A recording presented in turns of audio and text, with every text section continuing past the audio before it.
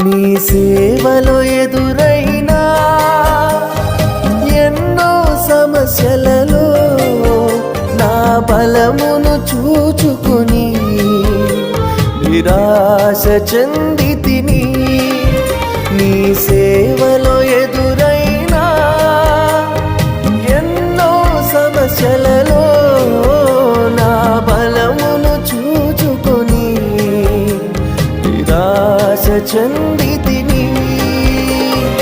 భారమైన ఈ సేవను ఇక చేయలేనని అనుకొనగా, భారమైన ఈ సేవను ఇక చేయలేనని అనుకొనగా, ప్రధాన యాజకుడా యేసు నీ అనుభవాలతో బలపరచితివి.